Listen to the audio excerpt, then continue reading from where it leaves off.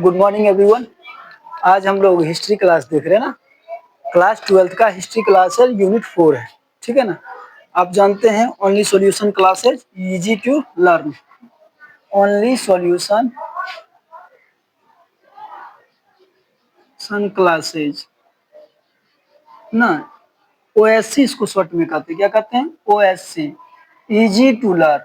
पढ़ना यहाँ क्या है? आसान है, इजी टू लर्न। आज हम लोग क्लास 12th का यूनिट 4 देखेंगे ना। इससे पहले हमने आर्थिक जीवन देखा था, सामाजिक जीवन देखा था, राज्य का प्रभुत्व उदय देखा था ना। आज हम लोग क्या देखेंगे? 600 ईसा पूर्व से 600 ईस्वी तक क्या करा? विचारक, विश्वास और इमारतें, सांस्कृतिक विकास।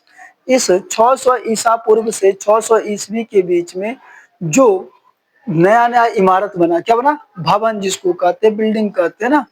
जो संरचनाएं बनी उसके बारे में जानेंगे। उसके बाद विश्वास, कौन सी बातें उभर कर सामने आई, उन चीजों को जानेंगे। किस तरह के लोगों ने अपना अपना सिद्धांत प्रतिपादित किया, विचार दिया, इन सभी चीजों को बारीकी से जानेंगे। देखिए, विचारक, विचारक का मतलब क्या है?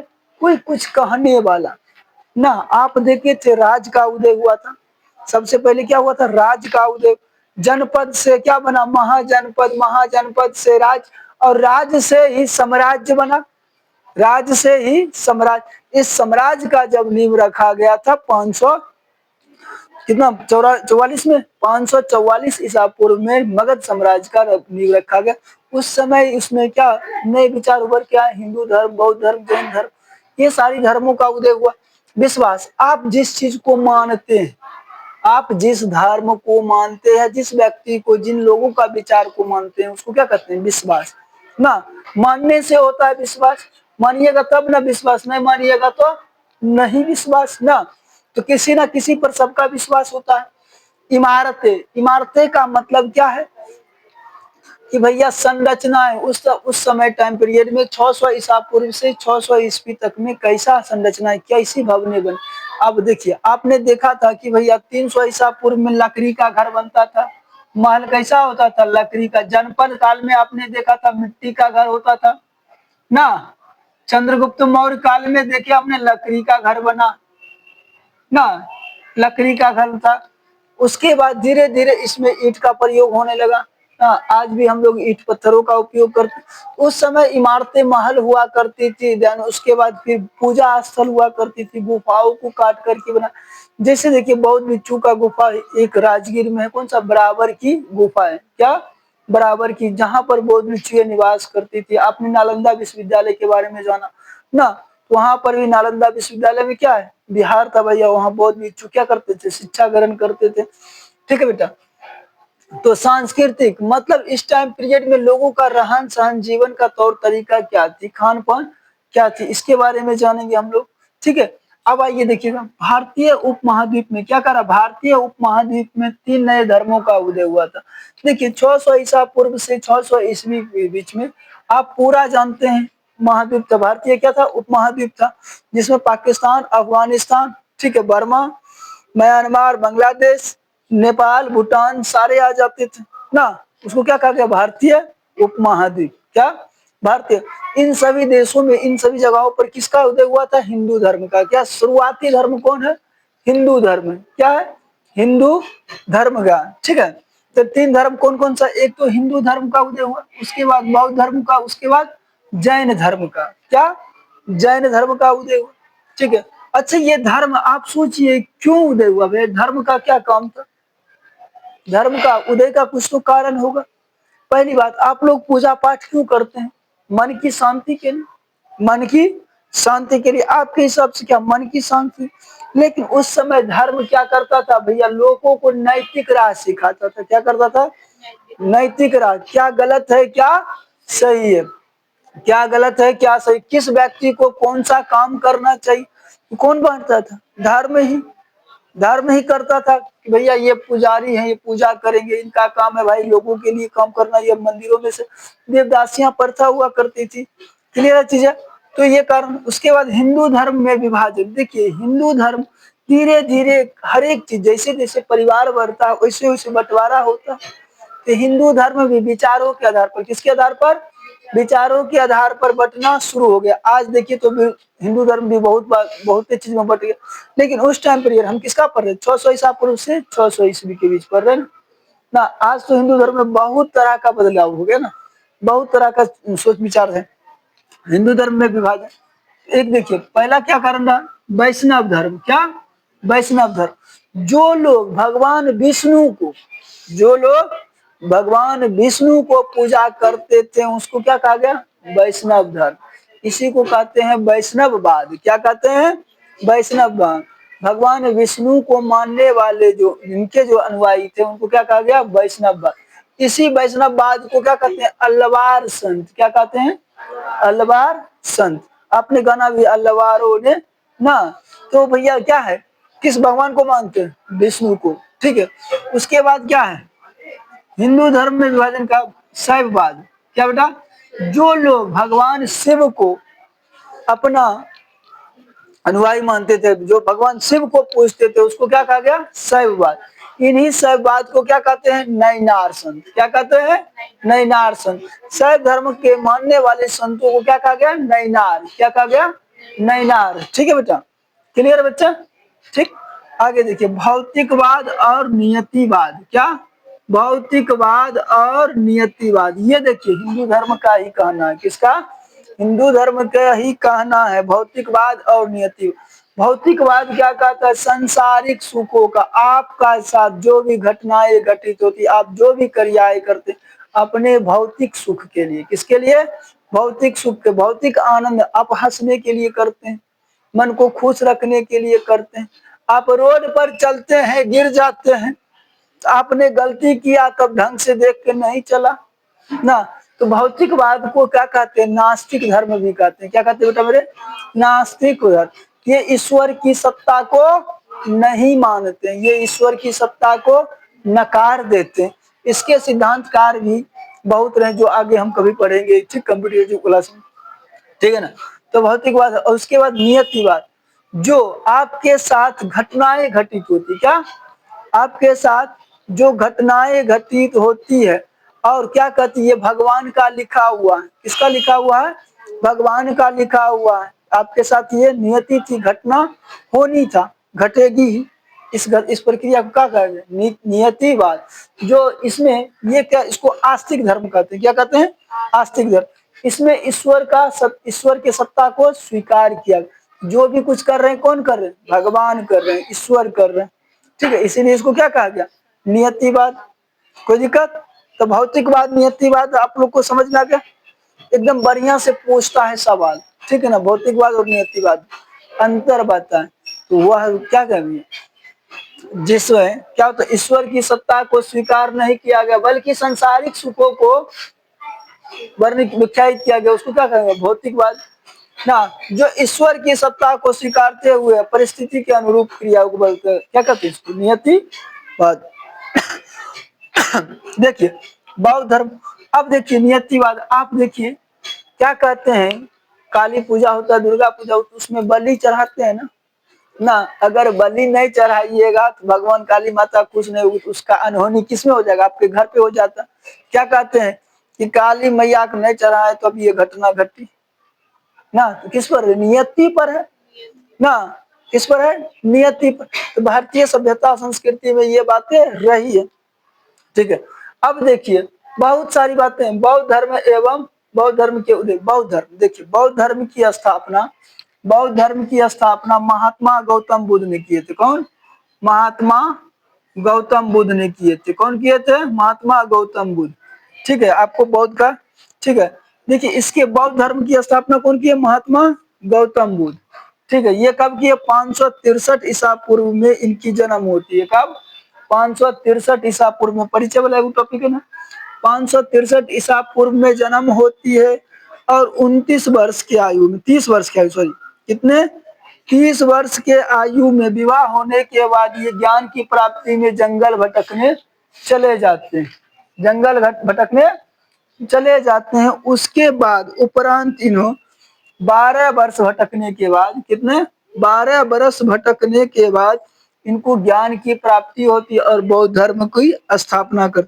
12 10 12 30 42 42 इसमें जोड़ दीजिएगा, कितना हो जाएगा? ईसा पूर्व है तो घटेगा ना, ईसा पूर्व है तो घटेगा। तो 500 समथिंग ईसा में क्या होगा, इन्होंने ईसाई धर्म सॉरी बौद्ध धर्म की स्थापना की। तो भैया स्थापना करने का रीजन क्या?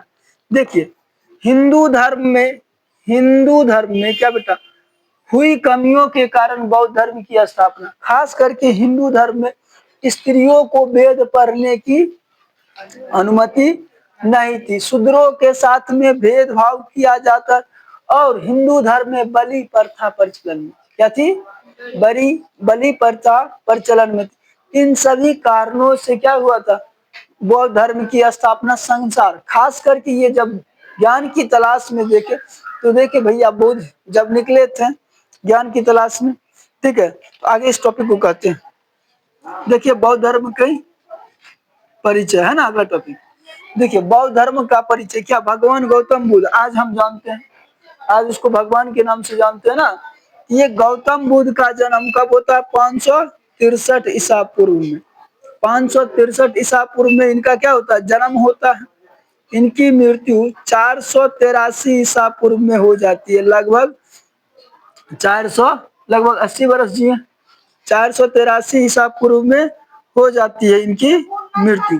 अब ये इनकी विवाह 30 वर्ष की आयु में, कितने 30 वर्ष की आयु में कर दी जाती है, ठीक है। इनकी विवाह 30 वर्ष की आयु में कर दी जाती है। ये जब विवाह कर लेते हैं तो विवाह करने से के बाद इनको एक संतान होता है, तो इन्होंने देखा कि भैया संसार क्या है, दुख, संसार क्या है, संसार में दुख है। इस दुख के निवारण के लिए ये घर से घर त्याग देते, क्या करते हैं, गृह त्याग कर देते, घर छोड़ देते हैं। ये जो दुख के निवारण के लिए गए निकले थे, इसी को नाम दिया गया है भैया ज्ञान की प्राप्ति के लिए। क्या नाम दिया गया, ज्ञान की प्राप्ति। ये भटकते भटकते जंगल उंगल सभी जगह भटकते भटकते भटकते कहाँ चले गए, गया पहुंच गए, कहाँ, गया पहुंच गए। तो बुद्ध पूर्णिमा आप लोग मनाते हैं ना, सभी लोग बुद्ध पूर्णिमा मनाते हैं। उस दिन बैसाख का महीना था, आने वाला है, ठीक है, बैसाख का शुक्ल पक्ष का महीना था, ठीक है। तो उन्होंने बैसाख के पूर्णिमा के दिन इनको क्या हुआ, ज्ञान की प्राप्ति। बैठल थे भैया, चिंतित थे। इन्होंने देखा था जब घर से निकला था, जब इन्होंने घर से निकला था तो रास्ता में देखा करते थे कि कोई उधर बेटी को लेकर के रो रहा है, कोई उधर मार काट को संपत्ति को लेकर के, कोई बच्चा बिलख रहा है ना। ये सारी चीजें देख करके इनका मन व्यथित होते गया। अंत में जब वो गया पहुंचे, गया बैठ करके तपस्या कर रहे थे, तो बैसाख पूर्णिमा के दिन इनको क्या हो गया, द्वितीय तिथि में इनको क्या हो गया, ज्ञान की प्राप्ति हुई। भैया दुख का कारण क्या है, इच्छा। दुख का कारण क्या है, इच्छा ना। तो भैया दुख से बचने क्या हो रहा, कौन भाई, तो दुख का कारण क्या है, इच्छा और अधिक की चाह ना। इच्छा नहीं रखेगा लोग तो विकास नहीं कर पाएगा ना, ठीक है। इच्छा और अधिक की चाह ना, यही मेन कारण है लोगों का दुख का कारण। देखिए इच्छा जगाइएगा, रुपया नहीं रहेगा, कुछ करेंगे इन्हें उन्हें चोरी कर लेंगे। आवश्यकता से ज्यादा चाहिए आपको, उसके लिए गलत काम करना पड़ेगा। गलत काम करने के लिए आपको किसी का खून करना पड़ेगा, किसी का खून कीजिएगा तो भाई उसके घर में दुख, उसके बदले में पुलिस आपको पकड़ के ले जाएगी, सजा देगी ना। तो भैया सुख कहाँ, ज्यादा कमा भी लिए हैं ना, तो अधिक की चाह। इन्होंने कहा भैया क्या, इसके लिए अष्टांगिक मार्ग दिया, क्या दिया, अष्टांगिक मार्ग दिया, सम्यक ज्ञान, सम्यक दृष्टि, सम्यक व्यायाम, ठीक है। वो सारी चीजें मैं आपको लिखाऊंगा, ठीक है। तो इन्होंने कहा भैया अगर लोगों को संसारिक सुख दुख से निजात पाना तो क्या मार्ग अपनाना चाहिए, मध्यम मार्ग। क्या अपनाना चाहिए, मध्यम मार्ग, ना अधिक ना कम, बीच वाला रास्ता चुनिए, जो दिक्कत नहीं होगा आपको। क्लियर है चीजें। देखिए बुद्ध की विभिन्न मुद्राएं, बुद्ध जिस अवस्था में बैठकर भाषण देते थे, बोलते थे, संदेश देते थे, उसको क्या कहा गया, बुद्ध की विभिन्न मुद्रा, ठीक है। जैसे कि एक हाथ ऐसे दे लिया ना, भूभरत भूमि को छू कर की अवस्था थी, तो टोटल इनकी 8 अवस्थाएं थी।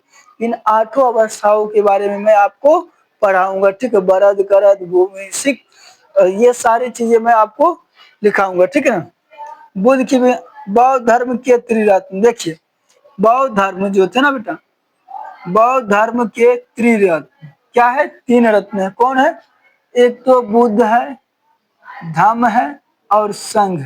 भैया देखिए, सबसे पहले बुद्ध बनने के लिए आपको क्या करना पड़ता है? संघ में जाना पड़ता है। किसमें? संघ में जाना पड़ता है। तो संघ में क्यों जाते थे उसके बारे में भी लिखाएंगे, क्योंकि संघ, जैसे ये देखिए ओनली सॉल्यूशन क्या है, कुछ ज्ञान के लिए आपको आना है इसमें ना, पढ़ाई करने के लिए। उसी प्रकार बौद्ध भिक्षुओं का एक क्या होता था, कमिटी होता था ना।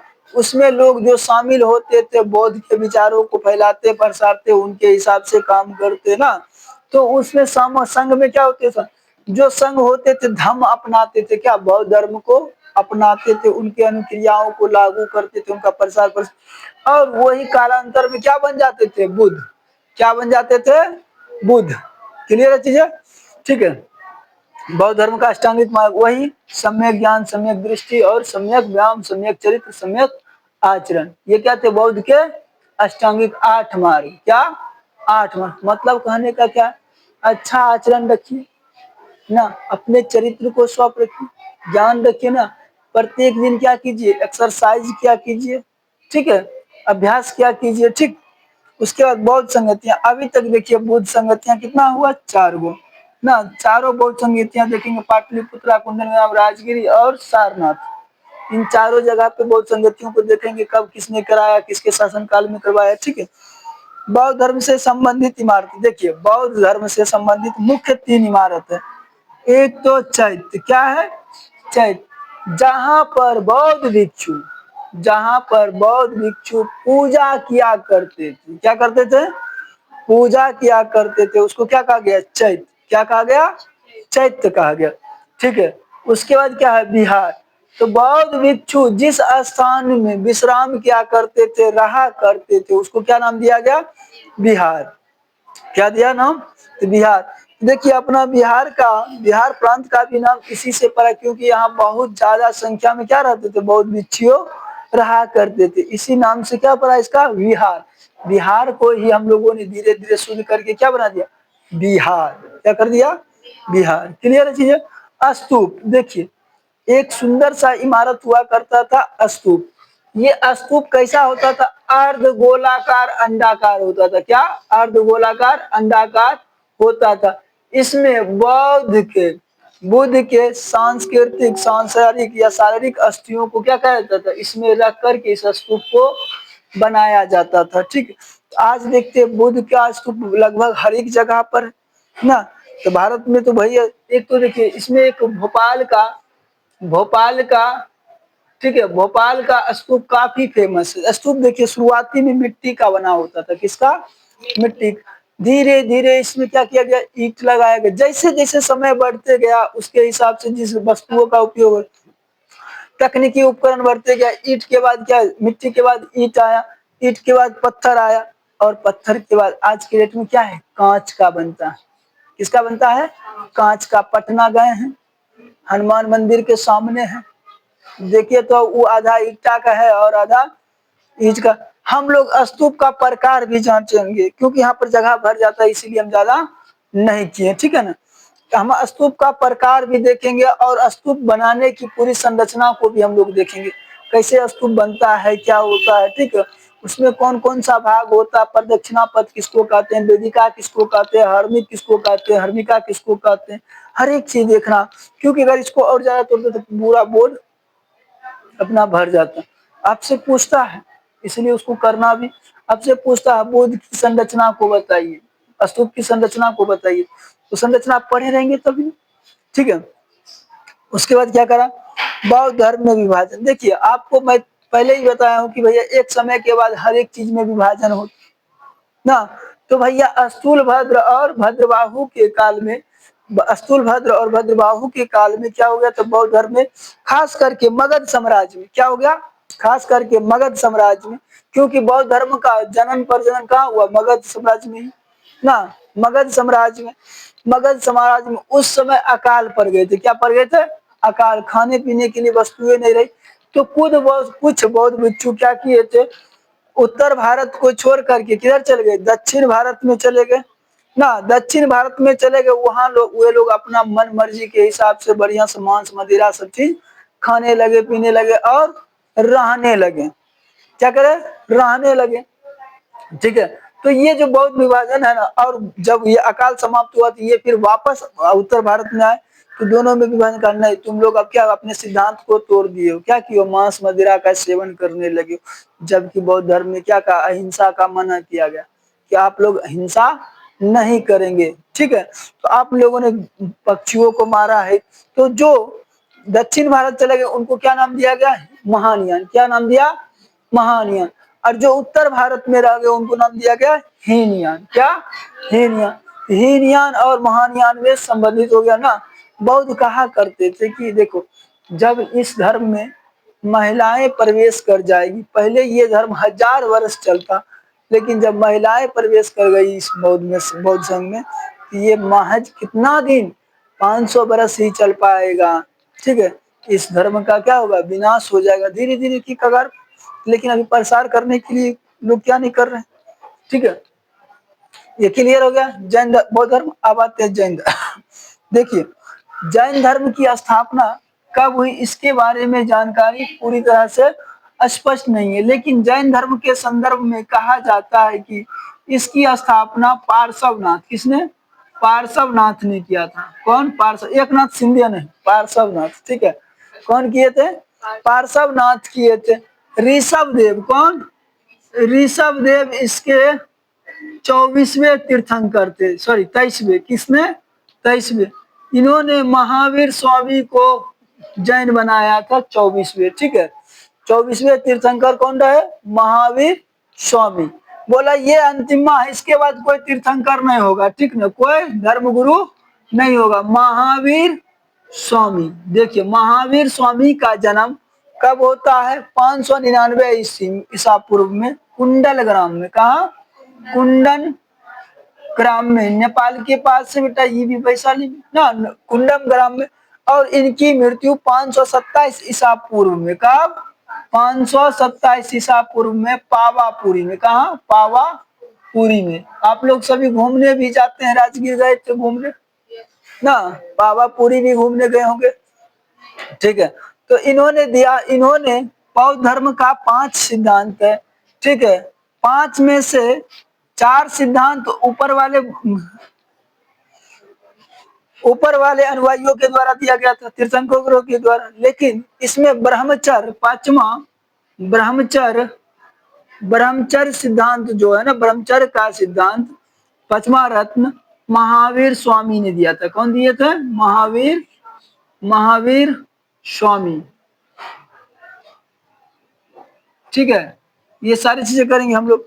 अब देखिए, बौद्ध धर्म का 3 था। क्या? सम्यक दृष्टि, सम्यक ज्ञान, सम्यक चरित्र। ठीक है। त्रिरत्न है ये। जैन संगतियां देखिए, उधर बौद्ध धर्म में 4 गो संगति हुआ था। जैन धर्म में कितना? 3 संगति, सॉरी 2 संगति। कितने? 2 संगति। एक वल्लभी में, दूसरा गुजरात में। ठीक है। इसको भी हम लोग जानेंगे। ठीक। उसके बाद क्या है? जीन। देखिए, जो व्यक्ति जैन बन जाते हैं उसको क्या कहा गया? जीन। जीन का अर्थ होता है विजेता। क्या? विजेता। वे अपने इच्छाओं पर क्या किए? विजय पा लिए। क्या पा लिया? विजय पा ली। ये देखिए, ये भी एक तरह का नास्तिक धर्म है। ये पुनर्जन्म को नहीं मानते। इन्होंने भी सत्य और अहिंसा की पाठ को पढ़ा। इन्होंने कहा इवन दुनिया के जितने भी समस्त वस्तुएं हैं, सभी में क्या है? प्राण है। क्या है? सभी में प्राण है। सभी में क्या है? प्राण। इवन ये पेन है ना, तो इसमें भी प्राण है। अगर इससे हम लिखेंगे ना, इसके साथ क्या होगा? अहिंसा होगा। क्या होगा? अहिंसा होगा। फल से पेड़ गिरे हैं, उसमें भी क्या है? प्राण है। तो फल वो नहीं खाएगा। पेड़ से फल गिरे हैं, पेड़ से फल गिरे हैं, फल में भी क्या है? प्राण है। क्या है? प्राण है, उसको भी नहीं दे भाई, भूखले मर जाएगा आदमी तो यार, कैसे जिए। इसीलिए श्रवण बेल बोला में मरे थे कौन? चंद्रगुप्त मौर्य ना, कि भैया हम जैन मुनि बन जाएंगे, ठीक है ना। तो इसमें क्या कहा गया भैया, इवन पत्ता के साथ में पत्थरों पर ठोकर ने मारे इसका ना भाई, क्या आदमी जिएगा कैसे, रहेगा कैसे? तो भूखे उपवास करके कितना दिन हो गए उपवास कर, इन्होंने वस्त्र त्याग किया, क्या क्या?